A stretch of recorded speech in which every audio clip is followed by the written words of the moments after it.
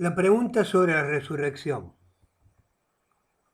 Y siguiendo con esta serie de preguntas que le hicieron a Jesús, esto se encuentra en el capítulo 22 de Mateo, versículos 23 al 33, y dice así el texto bíblico: aquel día vinieron a él, a Jesús, los saduceos, que dicen que no hay resurrección, y le preguntaron, diciendo: Maestro, Moisés dijo, si alguno muriere sin hijos, su hermano se casará con su mujer y levantará descendencia a su hermano. Versículo 25. Hubo pues entre nosotros 7 hermanos. El primero se casó y murió, y no teniendo descendencia dejó su mujer a su hermano. De la misma manera también el segundo y el tercero y hasta el séptimo. Y después de todos, murió también la mujer. En la resurrección, ¿de cuál de los 7 será ella mujer, ya que todos la tuvieron? Una pregunta espinosa que le hicieron a Jesús. Y sigue hablando Jesús, versículo 30.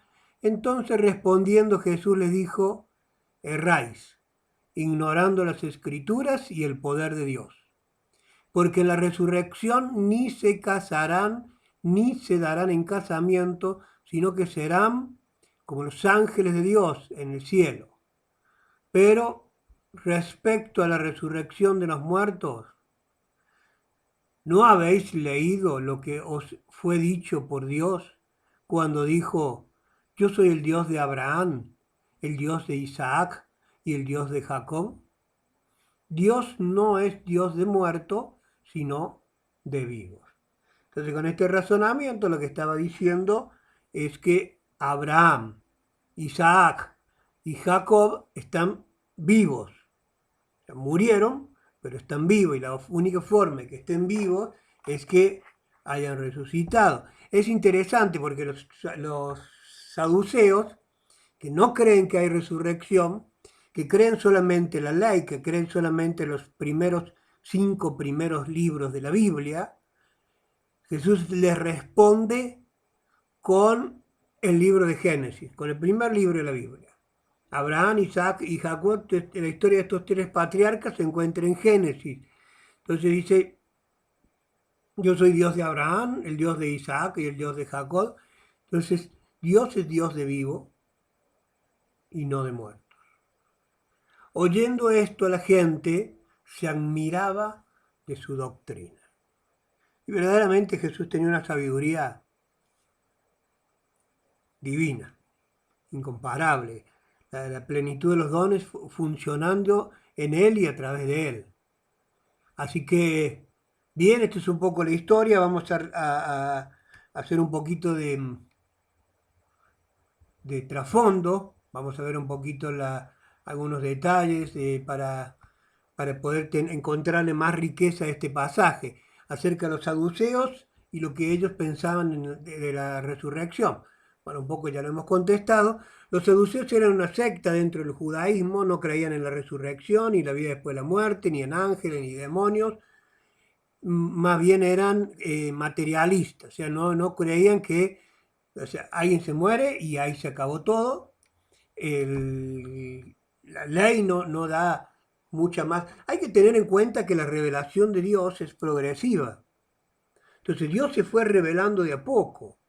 Es como que en los primeros libros de la Biblia, Dios se va revelando, se va haciendo conocer de a poquito, y a medida que va creciendo y madurando la humanidad, Dios se va manifestando y mostrando de una manera un poco más compleja, hasta que llegamos al Nuevo Testamento ya la revelación tiene otra dimensión. Pero uno lee Génesis, los primeros capítulos, y uno ve a un Dios muy humano, lo ve a un Dios. Uno puede leer los relatos de Génesis 1, 2, 3, y uno se lo puede imaginar a Dios haciendo barro, ¿sí? Y amasando el barro y dándole forma de humano, y puede imaginarlo luego sacándole una costilla a Adán y formando a la mujer de ella. Luego uno se puede imaginar a Dios caminando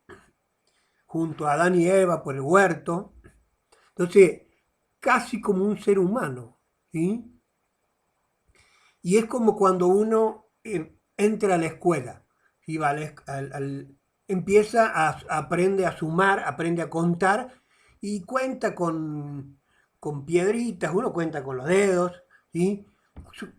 Aprendemos a sumar sumando manzanas, naranjas, ¿sí? Tres manzanas más dos manzanas, cinco, y así, y así es como aprendimos. Pero luego, más adelante, cuando nuestra capacidad intelectual se ha desarrollado, ya empezamos a sumar sin manzana, sin naranja, sin nada, empezamos a sumar en abstracto, porque tenemos la capacidad de sumar en abstracto y luego de multiplicar y así sucesivamente. Entonces lo mismo sucede con la revelación de Dios. Dios se reveló de una manera casi infantil en los primeros libros de la Biblia y luego se va haciendo un poco más profunda la revelación y llegamos al Nuevo Testamento, en el cual claramente Dios nos dice que Dios es espíritu, porque en el Antiguo Testamento nos hablaba del brazo de Dios, del rostro de Dios, y claro, mencionaba de como que Dios tenía partes de un ser humano, pero más bien son figuras para que uno pueda entender mejor. Pero ya en el Nuevo Testamento aparecen todas esas figuras y dice Dios es espíritu y es necesario que lo adoremos en espíritu y en verdad.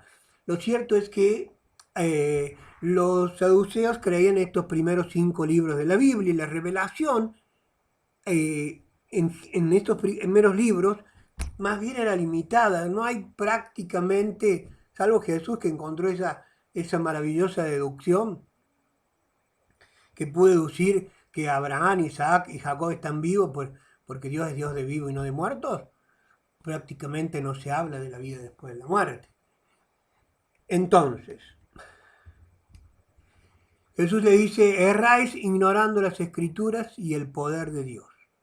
Entonces, ¿en qué sentido ignoraban las escrituras? Está un poco ya respondida la pregunta. Ellos ignoraban las escrituras porque ellos no creían en la resurrección y no creían en la vida después de la muerte. E ignoraban el poder de Dios porque no creían que Dios podía levantar los muertos. ¿Mm?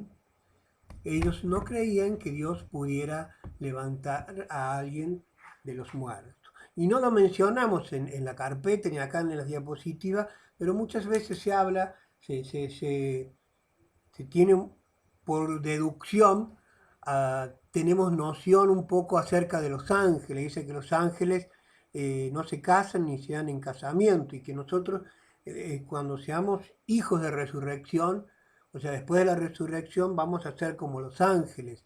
Entendemos que se refieren a este contexto. Entonces algunos simplemente podemos deducir porque la revelación nos llega hasta ahí nomás, pero lo cierto es que no sabemos si nos vamos a reconocer luego de estar en la resurrección, si vamos a reconocernos con nuestra esposa.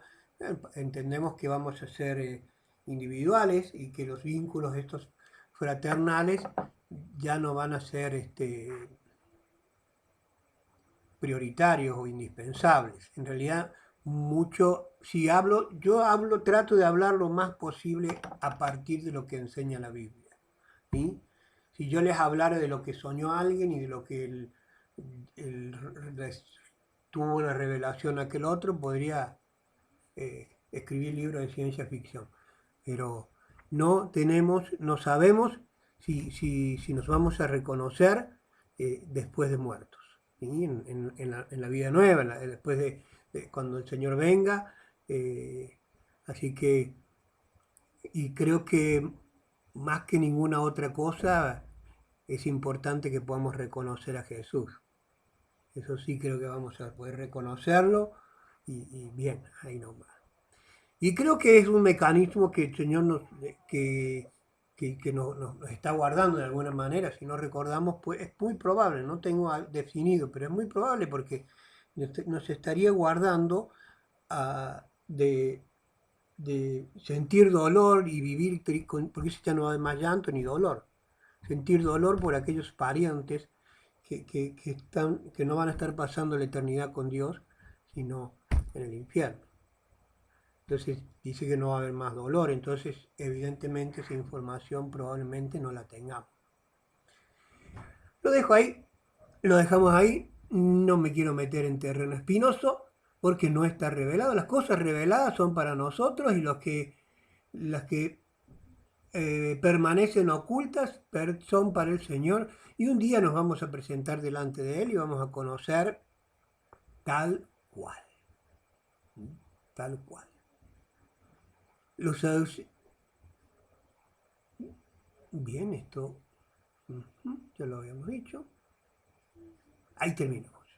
Entonces, otro episodio inmediatamente posterior es en Mateo capítulo 22, 34 al 40. Es bien conocido este pasaje porque acá habla el Señor de los dos principales mandamientos, ¿sí? En el Antiguo Testamento le preguntan a Jesús cuál es el mandamiento más importante. Jesús cita estos pasajes de Deuteronomio 6, 4 y 5 y Levíticos 19, 18, y dice, y el más importante es: amarás al Señor tu Dios con todo tu corazón, con toda tu alma, con todas tus fuerzas. Y el segundo es semejante, y aparte dice, y con toda tu mente. Y lo segundo es semejante: amarás a Dios, al prójimo como a ti mismo. ¿Qué relación hay entre ambos? Una pregunta más bien sencilla. El amor a Dios y el amor al prójimo son inseparables. No se puede amar a Dios y no amar al prójimo. Van de la mano, no podemos amar al prójimo y no amar a Dios.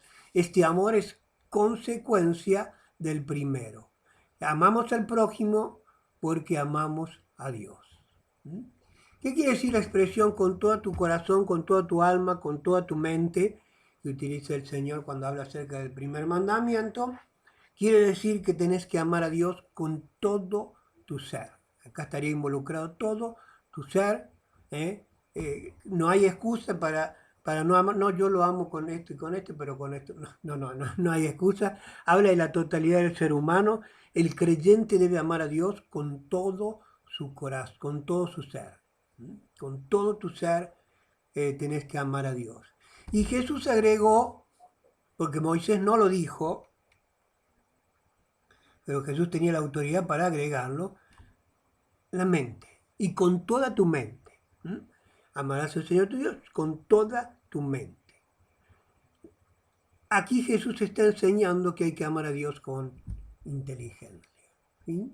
Si bien a veces el amor a Dios demanda de nosotros un paso de fe, no lo entiendo, pero voy para adelante con vos, ¿sí? Pero también Dios no nos pide que seamos autómatas e irracionales en nuestra relación con Él.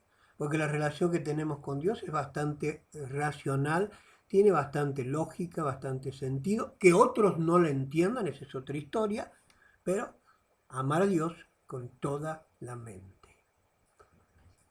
Marcos capítulo 12, versículo 32 y 33 dice: entonces el escriba le dijo: bien, maestro, ¿verdad has dicho? Que uno es Dios y no hay otro fuera de Él, y el amarle con todo el corazón, con todo el entendimiento, con todo el alma y con toda la fuerza, y amar al prójimo como a uno mismo, es más que todos los holocaustos y sacrificios. Impresionante la claridad de pensamiento que tenía este escriba. Un escriba, recordemos que en esta época era un maestro, un maestro que enseñaba la ley a discípulos, al pueblo. Entonces tenía una claridad en cuanto a a las escrituras, que generalmente no encontraba Jesús cuando hablaba con esta gente. Según Marcos 34, porque leímos recién el 32 y 33, Jesús le dice al escriba: no estás lejos del reino de Dios. ¿Por qué? ¿Por qué le dice que no estaba lejos? ¿Qué tenía este escriba que lo diferenciaba de otros religiosos de su época para que Jesús le dijera no estás lejos. Este escriba se daba cuenta que las ceremonias y el formalismo de los fariseos no bastaba para agradar a Dios. Se necesitaba una renovación espiritual. Jesús reconoció su sinceridad y comprensión de las Escrituras, pero no era suficiente. Estaba cerca del reino, pero no estaba en el reino. Tremendo, ¿no? Y en este tiempo también encontramos gente que es muy sincera, conoce mucho, tienen buen comportamiento, están cerca, pero no están en el reino. ¿Mm? Que el Señor nos dé sabiduría para poder compartir su mensaje a todos aquellos que lo necesitan. Y la tercera pregunta y la tercera cuestión tiene que ver con el hijo de David. La cuestión acerca del hijo de David, acá Jesús cita un salmo. Bueno, este está en Mateo 22, 41 y 46 y en otros pasajes paralelos. Bueno, acá lo hemos puesto en el relato de Marcos 35. Enseñando Jesús en el templo decía, ¿cómo dicen los escribas que el Cristo es hijo de David? Entonces ahora Jesús le hace una pregunta a ellos. Porque el mismo David dijo por el Espíritu, o sea, se lo reveló al Espíritu a David, y él dijo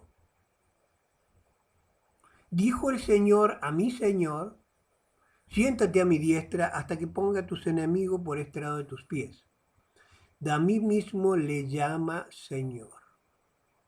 ¿Cómo pues es su hijo? Y gran multitud del pueblo le oía de buena gana.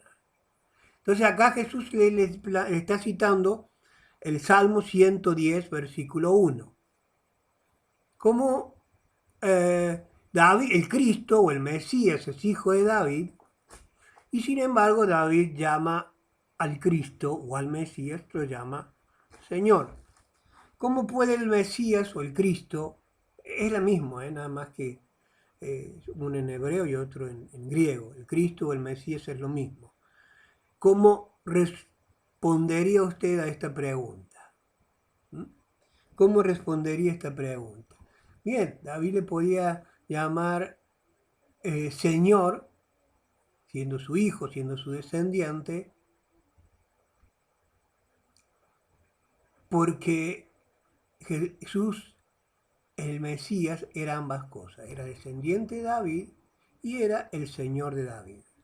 Y eso se cumplió en Jesús. Con esta pregunta Jesús tenía el objetivo de mostrar la divinidad del Mesías.